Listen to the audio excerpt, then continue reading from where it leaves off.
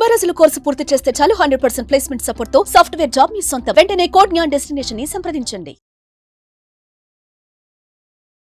Welcome to Sumanti Vinay Sumanti Vinayak. కర్కాటక రాశి వారికి గనుక మనం చూసుకుంటే కర్మ సిద్ధాంతం అసలు ఏం చెప్తుంది అండ్ ఏ కర్మలో వాళ్ళు ప్రస్తుతం ఉన్నారు అనేటువంటి విషయం ఎలా తెలుస్తుంది, ఎస్పెషల్లీ విమెన్కి ఏ విధంగా ఉంటుంది అనేది ఈరోజు మనతో పాటు వేదిక ఆస్ట్రాలజర్ ఉమా గారు ఉన్నారు. అది వారి మాట్లాడారు తెలుసుకుందాం. నమస్కారం ఉమా గారు. నమస్తే నాగరాజు గారు. జనరల్గా కర్కాటక రాశి వారికి కనుక మనం చూసుకుంటే వారు ఏ కర్మలో ఉన్నారో మనకు ఎలా తెలుస్తుంది అండ్ కర్మలు ఎన్ని రకాలుగా ఉంటాయి? నాగరాజు గారు, ముఖ్యంగా కర్మ అనేటువంటి విషయం మనం మాట్లాడుతున్నామంటే దాంట్లో 3 రకాలుగా విభజించబడిందండి.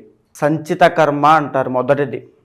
అంటే మనం ఏదైతే జన్మల నుంచి మనం చేసినటువంటి పాపం ఉంటుందో, గతంలో మనం చేసినటువంటి పాపం ఉంటుందో, అది గతంలో అంటే పాస్ట్ డేస్ అవ్వచ్చు, లేకపోతే పూర్వ జన్మలు అవ్వచ్చు, కోటి జన్మల నుంచి చేసేటువంటి పాపాలు కానీ, మన వంశపారంపర్యంగా వచ్చేటువంటి పాప దోషాలు కానీ ఏమైనా ఉంటే, శాపాలు కానీ ఏమైనా ఉంటే, అవన్నీ కూడా సంచిత కర్మనే అంటారు.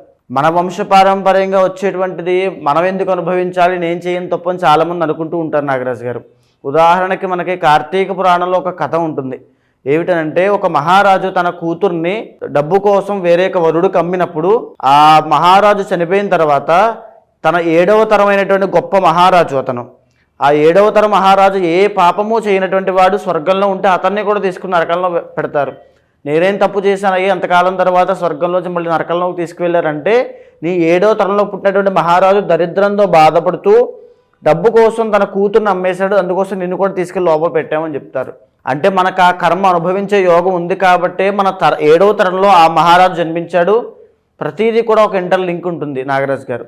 అదేవిధంగా మనకు ఆ కర్మ అనుభవించే యోగం ఉంది కాబట్టే మనం మన తల్లి కడుపున, మన తండ్రి కడుపున, మన యొక్క ఫ్యామిలీ వాళ్ళకి సంబంధించిన దాంట్లోనే మనం పుడతాం. రుణానుబంధ రూపేణ పశుపతే సుతాలయ అంటారు. తప్పకుండా ఆ కర్మని ఎవరైనా అనుభవించాల్సిందే, మీరైనా నేనైనా ఎవరు అతీతులు కాదు. అయితే ఈ సంచిత కర్మ వల్ల వచ్చేటువంటివి, ఇప్పుడు మన జీవితంలో పడేటువంటి కష్టాలన్నీ కూడా సంచిత ప్రారబ్ధ కర్మ వల్ల వస్తూ ఉంటాయి. మనం పూర్వజన్మ పాపము లేదా ఇప్పుడు చేసుకునేటువంటి పాపము, అయితే దీన్ని సంచిత కర్మ అంటారు. ఇక రెండవది ప్రారబ్ధ కర్మ అని ఉంటుంది. అంటే మనం ఈ జన్మలో మన చేతులారా మనం చేసుకునేటువంటి పాపాలు, స్వయంకృత అపరాధాలు అవ్వచ్చు, ఏదైనా అవ్వచ్చు. మనకి ఉద్యోగం వస్తుంది, మనం చదవట్లేదు, మనం ఒక కర్మ ప్రతి కర్మకి కూడా రిఫ్లెక్షన్ ఉంటుంది నాగరాజు గారు, ఖచ్చితంగా కనబడుతుంది. ఇప్పుడు ఎవరు చూడట్లేదు కదా, నేను ఒక దొంగతనం చేశాను అనుకోండి, అది ప్రారబ్ధ కర్మ. ఇప్పుడు ఈ జన్మలో ఇప్పుడు నేను చేసేటువంటి ప్రారబ్ధ కర్మ ఖచ్చితంగా ఏదో రోజు అది నాకు ఎఫెక్ట్ కొడుతుంది. అది ప్రారబ్ధ కర్మ. అది నేను ఇలా తెలుసో తెలియక నిప్పును ముట్టుకున్నాను అనుకుని కాలుతుందా లేదా, అదే ప్రారబ్ధ కర్మ. మనం ఏం చేస్తున్నామో దానికి అదే జన్మలో మనం అనుభవిస్తున్నామంటే అది ప్రారబ్ధ కర్మ.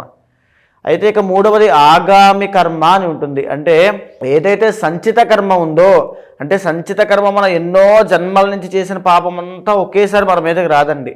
ఈ జన్మలో ఎంతైతే అనుభవించాలో అంతా అనుభవిస్తూ ఉంటాం. బ్యాలెన్స్ మిగతా ఉంటుంది కదా, రిమైనింగ్ అంతా ఉంటుంది కదా. ఆ సంచిత కర్మ ఇప్పుడు మనం చేసిన ప్రారబ్ధ కర్మ అంతా కలిపి ఆగామి కర్మగా రాబోయే రోజుల్లో మనం అనుభవిస్తాం. దీన్ని ఆగామి కర్మ అంటారు.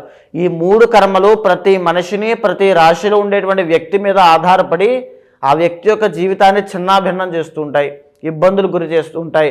ఏదైనా కష్టమైనా పడవచ్చు, సుఖమైనా పడవచ్చు, ప్రతిదీ కూడా కర్మ మీద ఆధారపడి ఉంటుంది. ఇప్పుడు మనం ఒక రాశి వారికి ఇలా ఉండబోతోంది అని చెప్తున్నప్పుడు ఆ రాశి వాళ్ళకి ఎందుకు కనెక్ట్ అవుతుందండి? ఉదాహరణకి మొన్న ఒక రాశి వాళ్ళ గురించి మనం చెప్పినప్పుడు ఎంతోమంది ఫోన్లు చేసి చాలా కరెక్ట్గా యాక్యురేట్గా చెప్పారండి. ఎలా జరుగుతుంది అదంతా కూడా. ఒక రాశి మీద ఎలాంటి కర్మ ప్రభావం పడుతుంది అనేటువంటిది కూడా జ్యోతిష్ శాస్త్రం నిర్దేశించింది. దాని ఆధారంగానే ఆ రాశి వాళ్ళకి ఎప్పుడు ఎలాంటి సమస్యలు వస్తున్నాయో మనం క్లారిటీగా చెప్పొచ్చు. కర్కాటక రాశిలో విమెన్కి అసలు ఏ విధంగా ఉంటుందండి, అంటే ఎలా ఐడెంటిఫై చేయాలి?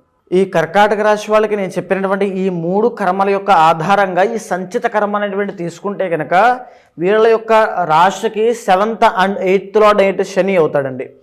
సో మరీ ముఖ్యంగా మీరు గమనించండి, ఏ స్త్రీ అయినా కర్కాటక రాశిలో మ్యారీడ్ లైఫ్లో ఇబ్బందులు పడుతున్నారంటే, అనుమానపడి, అంటే భర్త అవ్వచ్చు లేకపోతే ఇంట్లో వాళ్ళు అవ్వచ్చు, వీళ్ళని అనుమానంతో వేధిస్తూ చంపేస్తున్నారంటే వీళ్ళకి ఆ సంచిత కర్మ వల్లే.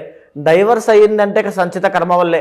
అదేవిధంగా డైవర్స్ తీసుకోవడం కోసం వీళ్ళు ఆ వేధింపులు తట్టుకోలేక, ఆ బాధను తట్టుకోలేక నేను బయటకు వచ్చి ప్రశాంతంగా బ్రతకాలి, బయటకు వచ్చి ఊపిరి పీల్చుకోవాలనుకుంటున్నప్పటికీ ఆ డైవర్స్ రావట్లేదు, అక్కడే కొట్టుమిట్టాడుతున్నారంటే అది సంచిత కర్మ వల్లే. కంప్లీట్గా మ్యారీడ్ లైఫ్లో కర్కాటక స్త్రీలకి వచ్చిన ఇబ్బందులన్నీ కూడా సంచిత కర్మ వల్లే వస్తున్నాయి. ఎన్నో జన్మల్లో చేసేటువంటి ఆ పాపము ఇప్పుడు ఇబ్బంది పడుతున్నారు. వాళ్ళు తెలుసో తెలియకో పాపం చేసి ఉండొచ్చు. ఆ కర్మని తొలగించేటువంటి మార్గం కూడా నేను ఆఖరిలో చెప్తాను. అయితే ఈ కర్కాటక రాశి వాళ్ళు మరీ ముఖ్యంగా వెరీ ఎమోషనల్ అండి. ఎందుకంటే చంద్రుడికి సంబంధించిన రాశి కాబట్టి వెరీ ఎమోషనల్, వెరీ కేరింగ్. ఇందులో కూడా పుష్యమి నక్షత్రం కూడా ఉంటుంది. ఈ పుష్యమి నక్షత్రం వాళ్ళ గురించి చెప్పడం చాలా తక్కువ మనం ఎంత చెప్పినా. ఎందుకంటే వెరీ కేరింగ్, వెరీ ఎమోషనల్. వాళ్ళు పక్కన ఉన్నారంటే ప్రశాంతంగా మనం బ్రతకచ్చు, అంత కేరింగ్ చూసుకుంటారు. ఒక నర్స్ ఎంత బాధ్యతగా మనల్ని ఆరోగ్యాన్ని ప్రతిదాన్ని మనల్ని కాపాడుతుంటూ ప్రతి సెకండ్ కూడా, అలాగే పుష్యమి నక్షత్రం వాళ్ళని కనుక మనం పెళ్లి చేసుకుంటే ఆ స్త్రీ అని అంత అద్భుతంగా వాళ్ళు ఉంటారు. పుష్యమి నక్షత్ర స్త్రీలు పేరు పెట్టలేము ఇంకా వాళ్ళకమ్మ అని, అంతే. మీకు ఇంక పేరు పెట్టలేమమ్మా, అంతే. మీ జీవితంలో వచ్చేటువంటి సమస్యలన్నీ కూడా మీ సంచిత కర్మ వల్ల మీ మ్యారీడ్ లైఫ్లో ఇబ్బందులు వస్తున్నాయి తప్ప మీరు చేసిన తప్పు కాదు అది. అయితే ఈ పుష్యమి నక్షత్ర స్త్రీలైనా కర్కాటక రాశి వాళ్ళకైనా ఈ ఎమోషనల్ థింగ్స్ విషయంలో, ఎమోషనల్ బ్లాక్మెయిల్స్ అవ్వచ్చు, యాంగ్జైటీ అవ్వచ్చు, విపరీతమైన మానసిక ఒత్తిడి, తర్వాత డిప్రెషన్ అవ్వచ్చు, over thinking problem, negative thinking problem, ఇవన్నీ కూడా ఒక బాణాల్లా మీదకి వస్తూ ఉంటాయి. ఒంటరి అయిపోయి ఫేస్ చేయలేక, ఆ బాధ భరించలేక ఇంటికి పరిమితం అయిపోయి, లేదా కొంతమంది మళ్ళీ ఈ కర్కాటక రాశి స్త్రీలు ఉద్యోగం కూడా చేస్తుంటారు. వాళ్ళు అటు ఇటు బ్యాలెన్స్ చేయలేక చాలా ఇబ్బందులు పడుతుంటారండి. అంటే మనం ఈ మాటని ఇంతలా ఎందుకు చెప్తున్నానంటే వాళ్ళ బాధ నాకు తెలుసు. ఎంతోమంది కర్కాటక రాశి స్త్రీలను స్టడీ చేశాను అని వాళ్ళతో మాట్లాడాను. మనం రీసెంట్గా చేసిన కర్కాటక రాశి గురించి కూడా ఎంతోమంది నాకు యాక్యురేట్గా చెప్పాను, ఫీడ్బ్యాక్ కూడా ఇచ్చారు. బికాజ్ ఎందుకంటే కర్కాటక రాశి గురించి అలా చెప్పబడింది జాతకంలో, జ్యోతిష శాస్త్రంలో, వేదిక ఆస్ట్రాలజీలో. చంద్ర శని కాంబినేషన్ ఎప్పుడు వచ్చినా దాన్ని విషయోగము అంటారు నాగరాజు గారు. అది విపరీతమైన మానసిక ఒత్తిడిని, ఆరోగ్య సమస్యల్ని తీసుకొచ్చి పెడుతుంది. వీళ్ళు జీవితంలో వీళ్ళకి వచ్చే కష్టాలను భరించలేక వీళ్ళ ఆరోగ్యాన్ని కూడా సరిగ్గా చూసుకోకపోవడం వల్ల వీళ్ళకి ఆరోగ్య సమస్యలు కూడా స్టార్ట్ అయిపోతాయి. మేజర్గా లోయర్ బ్యాక్ పెయిన్స్ వస్తాయి, తరువాత ఆడవాళ్ళకి సంబంధించిన ఇబ్బందులు వస్తాయి. అండ్ కర్కాటక రాశి వాళ్ళకి ఎక్కువగా digestive problems, time to time food తినలేరు, వీళ్ళకి ఆ సమయం ఉండదు, తినాలనిపించదు, ఆ కష్టాల మీద మానేస్తూ ఉంటారు. డైజెస్టివ్ ప్రాబ్లమ్స్ వస్తాయి, గ్యాస్ట్రిక్ ట్రబుల్ అవ్వచ్చు, ఎసిడిటీ అవ్వచ్చు, రెస్పిరేటరీ ప్రాబ్లమ్స్, చాలామందికి ఆస్తమా ప్రాబ్లం కూడా వీళ్ళకి ఉంటుంది కర్కాటక రాశి వాళ్ళకి. ఇవన్నీ కూడా ఎందుకు ఆరోగ్య సమస్య. అండ్ ఇంకొకటి కర్కాటక రాశి స్త్రీలకి నాగరాజు గారు ఆర్థిక పరంగా అప్పులు చేయాల్సిన పరిస్థితిలోకి వచ్చేస్తారు వీళ్ళు. ఎందుకంటే వీళ్ళకి డబ్బులు చాలా ఉంటాయి, విపరీతంగా వీళ్ళు ధనవంతులు అవ్వచ్చు, కానీ వీళ్ళ చేతిలోకి రావు. అంటే నాకు ఒక 10 కోట్ల రూపాయలు ఆస్తుంది అనుకోండి, నా చేతిలో రూపాయి లేదు, నేను కూరగాయల షాప్కి వెళ్ళి నాకు 10 కోట్లు ఆస్తుండే కూరగాయలు ఇస్తాడా? ఇవ్వడు కదా. ఆ టైంకి కావాలి. అలాంటి పరిస్థితుల్లోకి కర్కాటక రాశి స్త్రీలు వస్తారు. భర్త బాగా సంపాదిస్తాడు, ఏ కర్మ కిందకు వస్తుంది? సంచిత కర్మ అండి. ఇదంతా కూడా సంచిత కర్మ. అదొకటే ఉంటుందా సంచిత కర్మ? లేదు, ప్రారంధ కర్మ ఎలా ప్రభావితం కూడా చేస్తుందో కూడా చెప్తాను. అయితే వీళ్ళకి ఈ జీవితంలో భర్త సంపాదిస్తాడు, లేదా తల్లిదండ్రులు బాగా సంపాదించిన వాళ్ళు ఉంటారు, డబ్బులు ఉంటారు, కానీ వీళ్ళు అడిగే పరిస్థితులు వీళ్ళు ఉండరు, అడగరు. దానివల్ల వీళ్ళలో వీళ్ళే ఒక మదన పడడము. మెజారిటీ ఆఫ్ కర్కాటక రాశి స్త్రీలు అంటే మొత్తం 12 రాశుల్లో సూసైడ్స్ చేసుకోవడము, ఆ థాట్స్ రావడము, నా జీవితం ఎందుకు అని ఒక డిటాచ్మెంట్లోకి వెళ్ళిపోయేది కర్కాటక రాశి వాళ్ళండి. వాళ్ళు భరించలేరు, పాపం హ్యాండిల్ చేయలేరు. అయితే వీళ్ళకు వచ్చేటువంటి ఇబ్బంది, ఈ ప్రారబ్ధ కర్మ అనేటువంటిది కర్కాటక రాశికి ఎలా ఇబ్బంది పెడుతుందంటే, వీళ్ళకు వచ్చేటువంటి కోపము, ఆ కోపాన్ని అదుపు చేసుకోవాలి. ఎందుకంటే కర్కాటక రాశి మళ్ళీ ఆశ్లేష నక్షత్రం కూడా ఉంటుంది, వాళ్ళు విపరీతమైన కోపము, సర్ప నక్షత్రం కాబట్టి. లేకపోతే వీళ్ళు ఏం చేసినా చేయకపోయినా శత్రువులు విపరీతంగా ఉండడము. అండ్ ఇంకొకటి కర్కాటక రాశి స్త్రీలకి నేను చెప్తున్నాను, మీ దగ్గర 4 రూపాయలు ఉన్నప్పుడు 4 రూపాయలని మీ దగ్గర పెట్టుకోండి. దాన ధర్మాలు చేయొద్దు, ఎవరికి ఇచ్చేయద్దు. వీళ్ళకి ఏంటంటే ఎమోషనల్ పీపుల్ అండి. ఎవరైనా వచ్చి బాగా నేను ఇంత కష్టంలో ఉన్నానండి అని అడగగానే ఇచ్చేస్తుంటారు. అడిగిన పాపం ఇచ్చేయడమే. ఇంకా అంత దానవీర శూరకర్ణులు కర్కాటక రాశి స్త్రీలు. దానివల్ల కంప్లీట్గా అప్పులు పాలవ్వడము, రాంగ్ డైరెక్షన్లో వెళ్ళిపోవడము, ఆర్థిక సమస్యలు, రుణబాధలు, లోన్స్, ఈఎంఐస్, ఈ యొక్క భార్యాభర్తలకు సంబంధించిన విషయాల్లో ఒంటరి పోరాటము, జాబ్ అవ్వచ్చు, చాలని జీతము ఎవరిని అడగలేక. ఎందుకంటే ఈ కర్కాటక రాశి స్త్రీలు ఎలాంటి వాళ్ళంటే మొహమాటము, అతి మొహమాటం. ఇంకా మీ దగ్గరనే 10 రూపాయలు తీసుకున్నాను కూడా మీరు అడగకముందే నేను ఇచ్చేయాలి. వీళ్ళు అలాగా ఆలోచిస్తారు, ఇచ్చేయాలి. దానికోసం ఎక్కడి నుంచో పట్టుకొచ్చేస్తారు, మళ్ళీ కష్టపడిపోతారు, రాత్రి పగలు కష్టపడిపోతారు. మీకు ఇవ్వాల్సిన రోజులు ఇంకా 2 రోజులు టైం ఉన్నా ఆ లోపు ఇచ్చేయాలి అంతే. అంత మంచితనం, అతి మంచితనం అంటాం కదా, అంతటి అతి మంచితనం ఉన్నటువంటి స్త్రీలు. కాబట్టి ఈ ప్రారబ్ధ కర్మ అనేటువంటిది, మీ కోపాన్ని అదుపు చేసుకోండి అమ్మా, మీ ప్రారబ్ధ కర్మ అదే. మీరు కనుక కోపంలో ఆవేశంలో నిర్ణయాలు తీసుకున్నారంటే మీ జీవితం చిన్నాభిన్నం అయిపోతుంది. ఆర్థిక సమస్యలు అంటే ఈ ఆర్థిక పరంగా ఈ ధన సంపద విషయంలో మీరు సరిగ్గా చూసుకోలేరు. మీ ప్రారబ్ధ కర్మ, మీ చేతులారా మీరు చేసుకునేటువంటి సమస్యలు, అంటే చేతులారా కొని తెచ్చుకునే సమస్యలు అవన్నీ కూడా, వాటిని సరి చూసుకోండి. ఆరోగ్యం పట్ల ప్రారబ్ధ కర్మ అంటే ఏంటంటే మనం చేసుకునేటువంటివన్నీ కూడా, మనం ఇప్పుడు ఏదైతే చేసుకుంటున్నామో దానికి మనం అనుభవిస్తాం.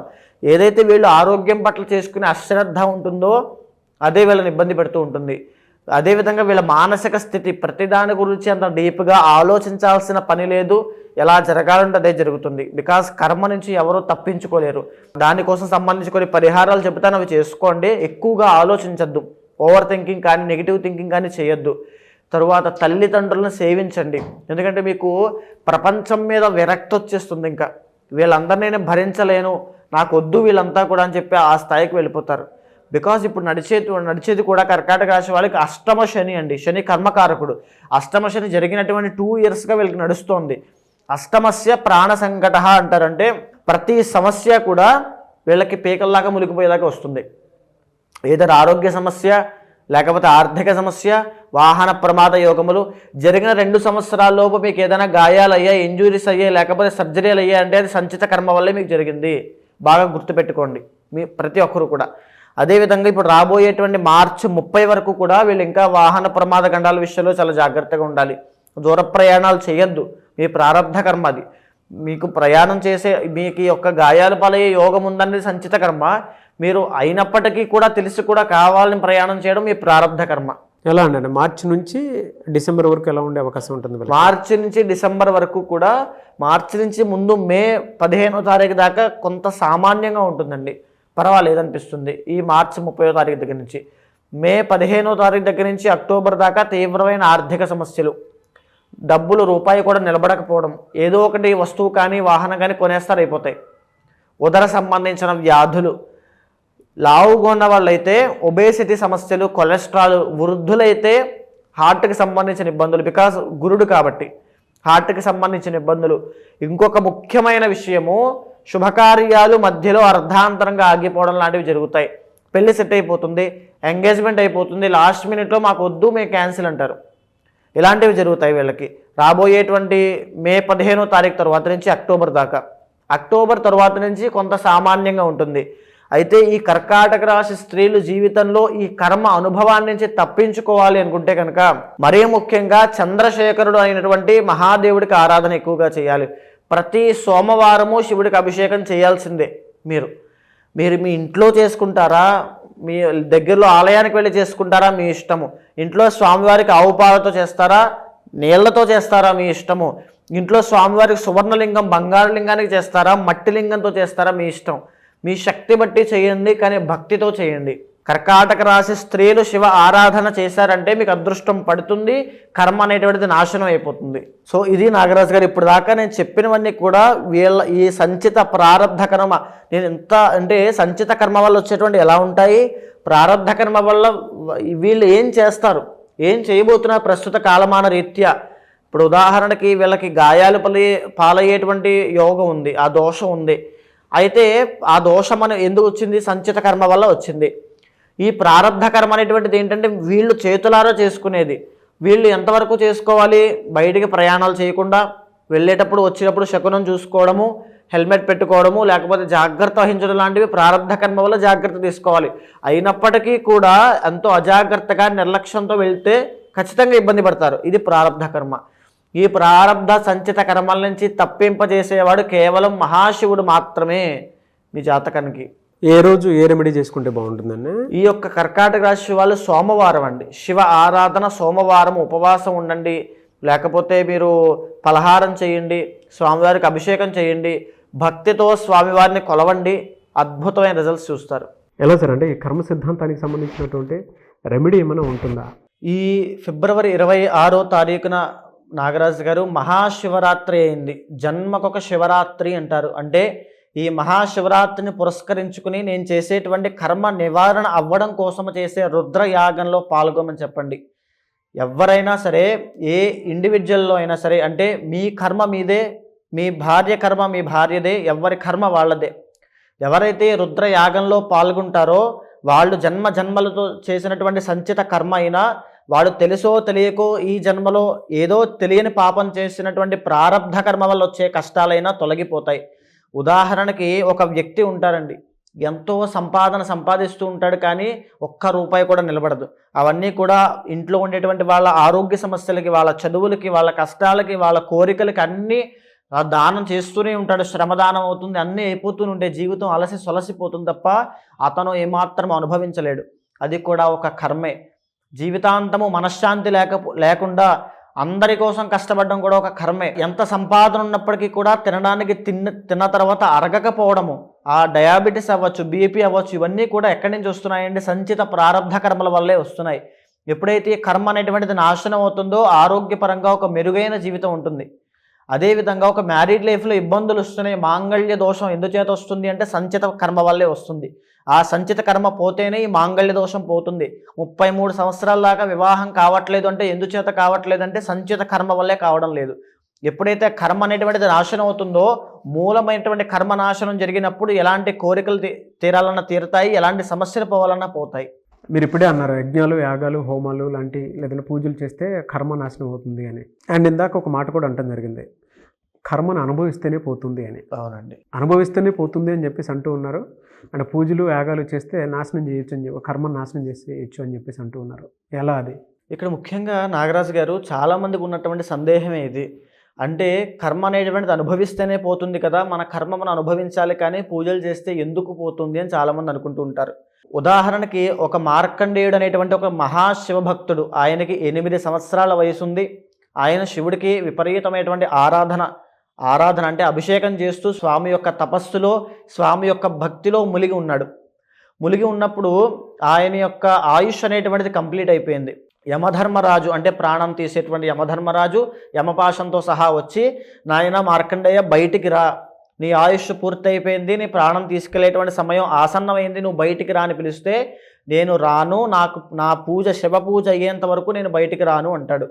ఓకే, శివ పూజ ఎప్పుడు అవుతుంది అని యమధర్మరాజు అడిగితే, నా తల్లిదండ్రులు ముక్తికి వెళ్ళేంత వరకు కూడా నా శివ పూజ అవ్వదు అని చెప్తాడు. అయితే ఇలాంటి ఆటలన్నీ సాగవు, నీ ఆయుష్ కంప్లీట్ అయిపోయింది, నువ్వు శివుడి దగ్గర ఉంటే ఏంటి, ఎవరి దగ్గర ఉంటే ఏంటి అని చెప్పి ఆ యమపాశాన్ని విసురుతాడు. అప్పుడు మార్కండేయుడు భక్తితో శివుణ్ణి ఆలింగనం చేసుకుని చంద్రశేఖర చంద్రశేఖర చంద్రశేఖర పాహిమామని చంద్రశేఖరాష్టకం పాడితే, శివుడు శివలింగంలోంచి ఉద్భవించి ఎడంకాలతో యమధర్మరాజుని గుండెల మీద ఒక్క తన్నుతాడు. నా భక్తుణ్ణి నువ్వెవడరా ముట్టుకోవడానికని అని తన్ని ఆ మార్కండేయును చిరంజీవిగా చేస్తాడు. ఈ సృష్టి ఉన్నంత కాలము నువ్వు బ్రతికే ఉంటావు, నిన్ను ఆపేవాళ్ళు లేడని. ఇక్కడ ఈ కథలో కనిపించేటువంటి మార్కండేయుడు జీవుడు, వచ్చినటువంటి యమధర్మరాజు కర్మ, వచ్చినటువంటి శివుడే మన భక్తి, మనం చేసేటువంటి పూజ. అంటే ఈ మార్కండేయుడికి ఏదైతే తన సంచిత పాపకర్మ వల్ల ఆయుష్ అయిపోయిందో, ఆ కర్మ వల్లనే ఆయుష్ తీయడానికి యమధర్మరాజు వచ్చాడు. ఏదైతే ప్రారబ్ధ కర్మ అంటే ఇప్పుడు తను చేసుకునేటువంటి భక్తి, ఆ పూజ, ఆ యొక్క స్వామి యొక్క కటాక్షం ఏదైతే ఉందో, స్వామి ఆ భక్తి రూపంలో వచ్చి కర్మని నాశనం చేసిందా చేయలేదా? అవును. భక్తి అనేటువంటి ఒక మాధ్యమంగా మారి కలియుగంలో ఈ పూజల రూపంలో మన కర్మ అనేటువంటిది నాశనం అవుతూ ఉంటుంది. సో అందుకే మీరు 26న కర్మ నివారణ అవ్వడం కోసం రుద్రయాగం అనేటువంటి చేయడం జరుగుతోంది. ఎవ్వరు పాల్గొన్నా సరే వాళ్ళందరికీ కూడా సంచిత ప్రారబ్ధ కర్మ పోయేటట్టుగా ఆ రుద్రయాగంలో సంకల్పం చెప్పడం వల్ల ఏదైతే ఒక మనిషి ఆ మోయలేనటువంటి కర్మ బరువు ఉంటుందో దానిని ఆ తక్షణ మరుక్షణం నుంచి ఆ కర్మ అనేటువంటిది నాశనం అయిపోతుంది. సో ఎవరన్నా అప్రోచ్ అవ్వాలి అనుకుంటే ఎలా అండి? మీకు కింద కనిపించేటువంటి నెంబర్కి కాంటాక్ట్ అయితే మా వాళ్ళు మీకు పూర్తిగా వివరాలన్నీ ఇస్తారు, దానికి సంబంధించిన వివరాలన్నీ కూడా చెప్తారు. ఖచ్చితంగా కాంటాక్ట్ అవ్వండి. ఏ విషయాలు కూడా, ఏ నియమాలు పాటించాలి, ఏ మంత్రజపం చేయాలో కూడా స్వయంగా నేనే చెబుతాను. ఎనీవేస్ థ్యాంక్ యూ అండి, థ్యాంక్ యూ సో మచ్ అమ్మ గారు. నమస్తే. చూసారు కదండి వీడియో. ఈ వీడియోపై మీ అభిప్రాయం కమెంట్ బాక్స్లో పోస్ట్ చేయండి. అండ్ ముఖ్యంగా మీరు కనుక 26న అది కూడా మహాశివరాత్రి రోజు జరిగేటువంటి రుద్రయాగంలో పాల్గొనాలి అనుకుంటే స్క్రీన్ మీద మీకు కాంటాక్ట్ నెంబర్ కనిపిస్తుంది ఉమా గారిది. దానికి మీరు కాల్ ఆర్ మెసేజ్ వాట్సాప్ చేసి ఆ ప్రాసెస్ ఏంటో తెలుసుకోవాలి అనుకుంటే కూడా తెలుసుకోవచ్చు. లేదా మీరు డైరెక్ట్గా రుద్రయాగంలోకి పాల్గొనాలి అనుకున్నా కూడా డీటెయిల్స్ కోసం స్క్రీన్ మీద కనిపిస్తున్న నెంబర్ సంప్రదించండి. అండ్ ఈ వీడియో లైక్ చేయండి, షేర్ మాత్రం తప్పకుండా చేయండి. ఇలాంటి మరిన్ని వీడియోస్ కోసం మా ఛానల్ ఫాలో అవ్వండి. Thank you.